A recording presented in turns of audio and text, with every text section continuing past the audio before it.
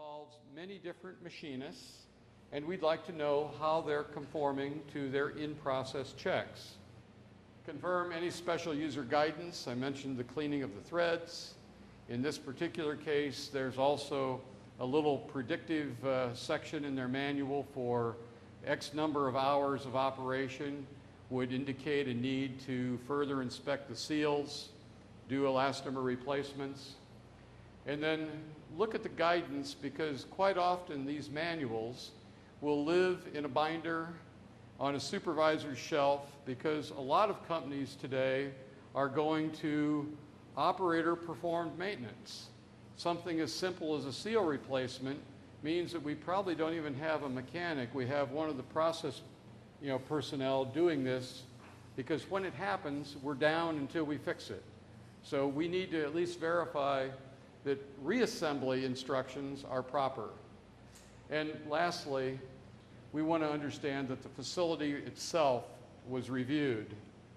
With this, I will do a quick reassembly. In this particular case, we did not remove the back rotating seal.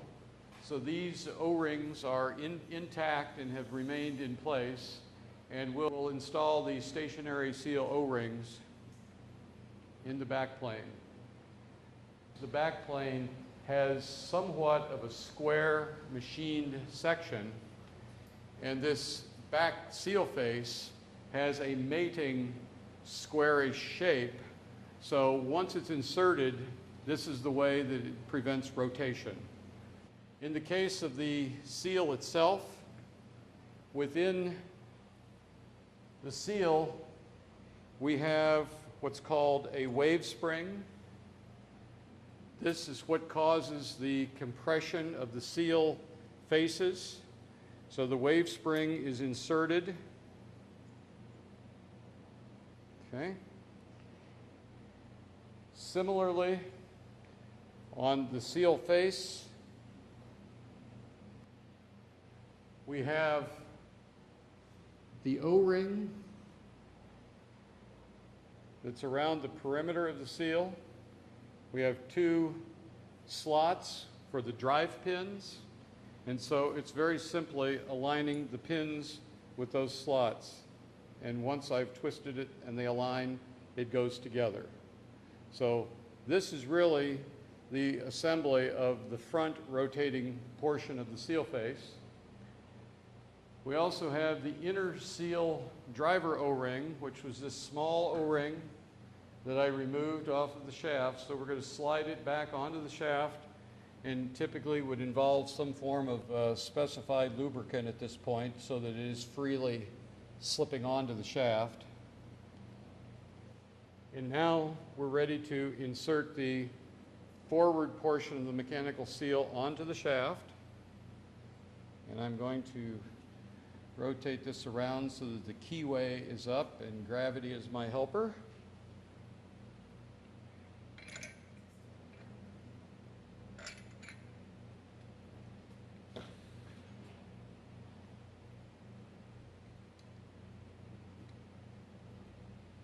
And the keyway has been inserted, and this keeps it compressed against that wave spring. The next will be the O-ring that forms the seal to the backside of the impeller.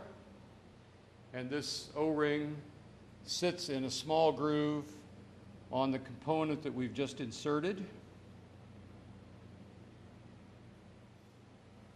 And so now what we've done, the back seal face was left in the casing.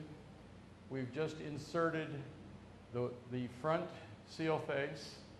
The O-ring that I just inserted seals between the impeller and this rotation.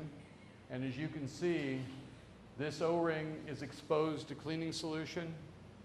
This O-ring is exposed to cleaning solution. And the stationary seal face, this O-ring is exposed. So in the actual cutaway diagram, you can see each of these surfaces is indeed exposed to the cleaning solution. And so now we'll slide the impeller on, orienting the key to a slot in the impeller.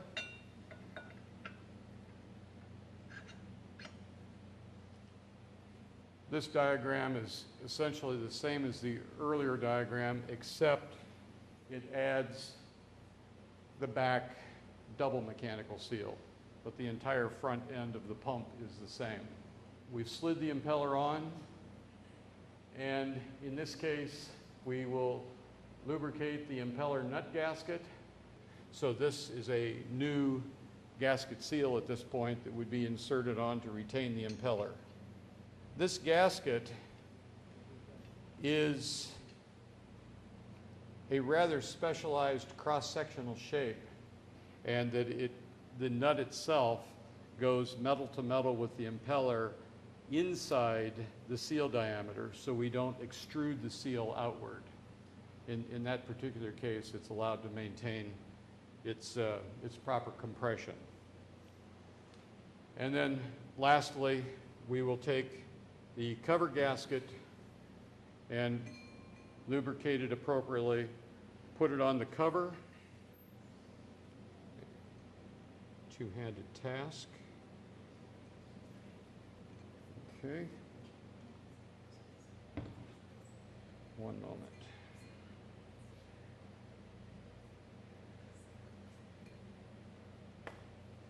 And in this particular case, on the edge of this cover is the serial number of the pump, and here on the pump casing is the same serial number, which is just a good practice to align the two, because it also provides you a little insight if you're looking at a physical piece of equipment in the plant to know if someone's mixed and matched components. And then we'll reattach the retaining nuts. And the completion means that now we go back to our TPV report and we'll finish the cover page. We can now mark the date that the TPV was accomplished. We can identify the equipment and any particular serial number that might have been utilized for the example. We can also provide the applicant's name and contact data. And we have a place where we'll mark, in this case, conformance, and a section for observations and findings. I've just made it a generic statement for our presentation today, but the centrifugal pump that comprises this particular model type has been reviewed and found to be in compliance with 3A standard 02-10. The applicable model numbers are attached. Further, the manufacturing facility is clean and operated in a manner anticipated to produce products conforming to 3A criteria. ISO 9001-2000 quality systems are in place. And then sign and date the report. We would submit the report and the marked standard to the client. We would also submit the report and the standard to 3A SSI office. And the CCE, in this case, I would maintain my own file copies. Part of being an independent contractor is you get to prepare occasionally an invoice, and we then would have an opportunity to also encourage the client to